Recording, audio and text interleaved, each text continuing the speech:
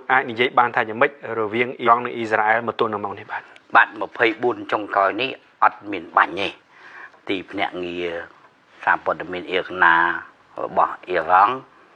bạn ở đằng thà bờ tây Iran bạn bảo thuê Berlin ha này hàng cát bờ tây đòi thuê sẽ cầm một phim chip của đầy bồn tái này hàng lệch bờ tây chỉ bị xét Berlin ha nơiวัดที่นี่เตะรังมันตอนบ่ายเลยจังมีการจุ่มเรียบเปิดวัดโบสถ์นั่นคือถ้าเติตามจั่วขังกาเตอจีตูเตอmột phẩy bốn mong trong coi ní mình miền cả bồi chốt hàng bồi chốt hoàn tề bồn tái sừng cơ yếm bịa sầm đấy vô hà sạp nắng căn tại thôn Hồ Chí Minh cho nên hai bạn đã luộc bồn sập hoặc bịa thà tá vì ai bọt chộp bánh nắng vì ai từ chia bánh kia tiệt đấy không xong lại thà mình du mình chạp đấy mình du mình chạm thì lúc khô lại dương mưa từ lúc đầm rồi ấy để dương ai như vậy tha mình du mình chạm thì vì ai nâng sừng kìm nâng chạm chạy chết mấy bờ tụ bay trên miền bọt cho bánh để dạp pe clayอย่างnào có đòi cho nó bạn lúc mưa khinh đầm rồi vậy lúc ác khá ván nhẹ nòm pịa cái xuông cà bò tê Iran bạn tôi bạn đọ xong sầm đây đòi tìm những cái sản phẩm miền bò tê mùi chủng nún lúc thà Israel vừa mới cắn đó nơi tẹp trong ở râm bánh sầm đau lư cô đau chấm nọ ở cà phê là thà nó bao nhiêu rong đại bạn thuê lang bình nhở có trong ở râm hay thì mùi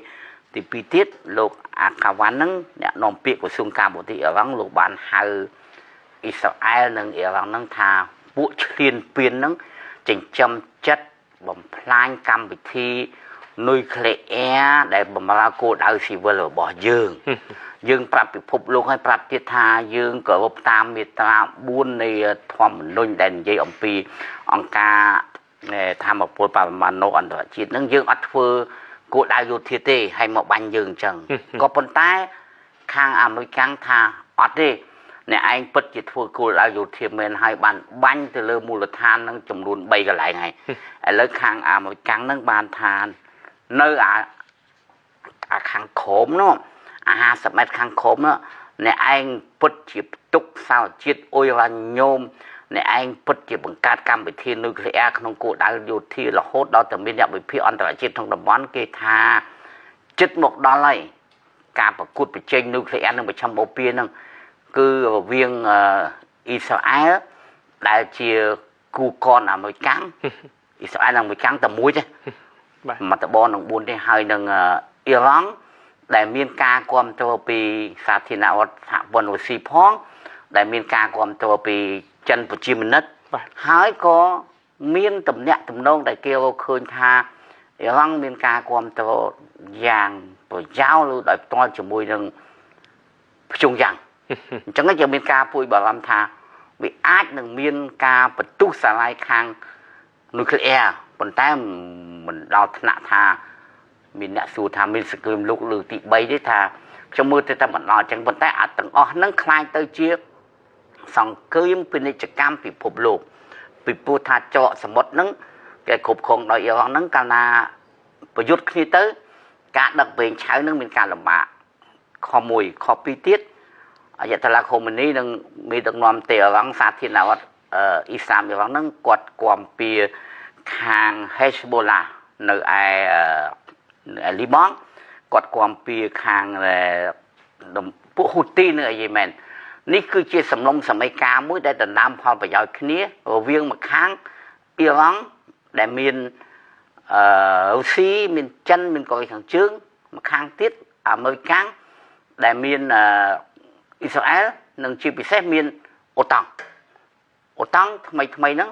យប់មិញនេះគឺថាទូទស្សន៍ CNN របស់អាមេរិកបានធ្វើសន្និសីទកសែតផ្ទាល់ពី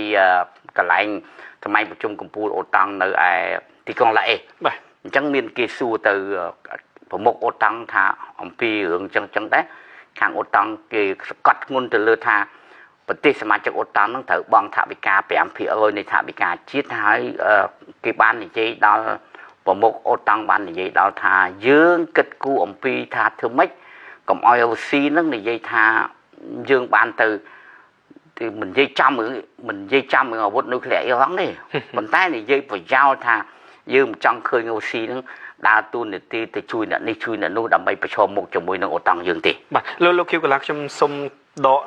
với để đọ song với để chỉการđược làmរបស់លោកបណ្ឌិតប្រាសម្ផស្សប្រធានអន្តរជាតិនៃ CNC លោកធ្លាប់ជជែកជាមួយនឹងខ្ញុំនាពេលកន្លងមកក្រោយពីដែលសង្គ្រាមនៃការបាញ់ប្រហាររវាងអ៊ីរ៉ង់និងអ៊ីស្រាអែលកើតឡើងហ្នឹងហើយជាពិសេសនេះគឺក្រោយពីដែលសហរដ្ឋអាមេរិកបើកការវាយប្រហារទៅលើអ៊ីរ៉ង់ដោយប្រើអាវុធទំនើបចុងក្រោយដែលដូចជាប្រើយន្តហោះចម្បាំងបំបាំងកាយ B2 ជាដើមហ្នឹងលោកបណ្ឌិតប្រាសម្ផស្សលើកឡើងថាសហរដ្ឋអាមេរិកបើកការវាយប្រហារទៅលើអ៊ីរ៉ង់នឹងមាន3ទី1វាយឲ្យចោះចាញ់វាចរចាហើយនឹងវាអាចនឹងវាបដូររបបថែមទៀតផងហើយមិញលោកខៀវកូឡាលើកឡើងហើយថាភាគីអ៊ីរ៉ង់បានបញ្ជាក់ឲ្យថាអ្វីដែលគេចម្រាញ់សារធាតុអ៊ុយរ៉ានីញ៉ូមនឹងដើម្បីតែបំរើឲ្យផ្នែកស៊ីវិលទេមិនមែនបំរើឲ្យផ្នែកកងទ័ពសហពីវុធអីចឹងជាដើមទេប៉ុន្តែធម្មតាទេសហរដ្ឋអាមេរិកចង់មិនចង់ឬក៏អ៊ីស្រាអែលនឹងតែងតែសម្លឹងមិនដាក់ភ្នែកចំពោះសកម្មភាពរបស់អ៊ីរ៉ង់តាំងពីចាប់ផ្ដើមរហូតមកដល់ពេលនឹងទេអញ្ចឹងលោកខៀវកូឡាឈរនៅលើភាពមិនរួមតែមួយប្រកែកមួយចោតប្រកាន់បែបនឹងហើយអញ្ចឹងមានន័យថាសង្គ្រាមនេះទំនងជានឹងអាចឆាបឈួលកាន់តែខ្ពស់ទៅហើយនឹងមិនងាយថយក្រោយឬទេឬយ៉ាងណាលោកខៀវកូឡាឈ្មោះទៅការផ្លាស់ប្ដូររបបដោយខានបានទេជូរនឹងឆាប់មានការផ្លាស់ប្ដូរលោកសំដៅទៅលើលោកអាយ៉ាតូឡាខាមេនីបាទពីព្រោះមកដល់ពេលនេះគេបានដឹងថាគាត់នៅទីណាទេបាទពិតជាអត់ដឹងមែនហើយមានពាក្យមានព័ត៌មានដល់គួរជឿទុកចិត្តថាគាត់ផ្ដាំផ្ញើសហការីរបស់គាត់ទេអ្នកណាទៅជំនួសយើងមើលកន្លងមកគឺអាមេរិកបានសម្លាប់មេតបអ៊ីរ៉ង់ប្រហែលអ្នកហើយគាត់តែបើកយុទ្ធនាការខ្ញុំសូមបញ្ជាក់ថាលោក G.D. Vance អនុប្រធានដីអាមេរិកលោកបានប្រាប់សារព័ត៌មានអាមេរិកថាយកអ៊ីរ៉ង់ធ្វើជាឧទាហរណ៍នៃទស្សនវិជ្ជាត្រាំលើកិច្ចការបរទេសចំណុច3ដ៏សាមញ្ញសម្រាប់ធានាផលប្រយោជន៍អាមេរិកហើយចំណុច3នោះគឺថាភ្ជាប់ជាមួយពនួងនិងកលិតបើអ៊ីរ៉ង់ស្ដាប់បង្គាប់យើងឲ្យកលិតបើមិនស្ដាប់ពនួងហើយពនួងហ្នឹងគឺការបាញ់រំខានឬក៏បាញ់កំទេចមូលដ្ឋានដូចជា3កន្លែងហើយនៅអាក្រុមដី50ម៉ែត្រក្រុមដីកំពុងតែរោទៀតហើយគេមានការពិភាក្សាថាអាចនឹងបាញ់ទៅអាក្រុមដី50ម៉ែត្រហ្នឹងទៀតពីព្រោះអាមេរិកគាត់ថាស្អីក៏ដោយអ្នកឯងផលិតអីក៏ដោយគេថាលោកដូណាល់ត្រាំព្រឹកមិញនេះទូ CNA របស់អាមេរិករបស់សិង្ហបុរីបានដកស្រង់ប្រសាសន៍លោកដូណាល់ត្រាំថាទេដាច់ខាត់អត់ឲ្យអ្នកឯងមានកម្មវិធីនុយក្លេអ៊ែរទេក្នុងតម្លៃណាក៏ដោយក្នុងហ្នឹងគឺខ្ញុំក៏មានយោបល់ឯកភាពជាមួយលោកបណ្ឌិតប្រាសម្ផស្សណា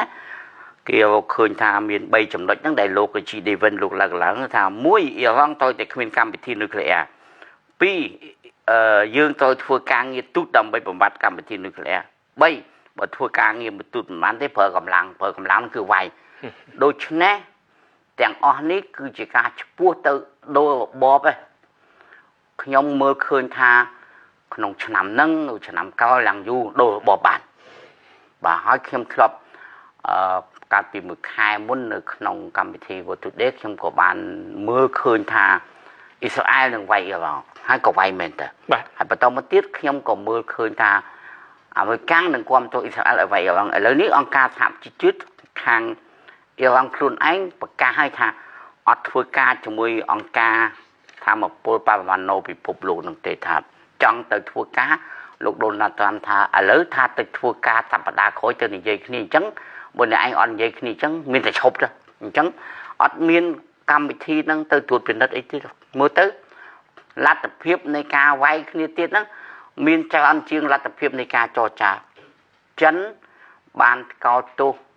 អាមេរិកថាមិនត្រូវធ្វើអញ្ចឹងទេឲ្យចរចាដោយសន្តិវិធីដោយឡែកវាមានកម្លាំងអត់ទាន់មានយោបល់អ្វីទេក៏ប៉ុន្តែសម័យប្រជុំអង្គការអូតាំងដែលខ្ញុំលើកមុននេះបន្តិចថាយប់មិញសន្និសីទកសែតហ្នឹង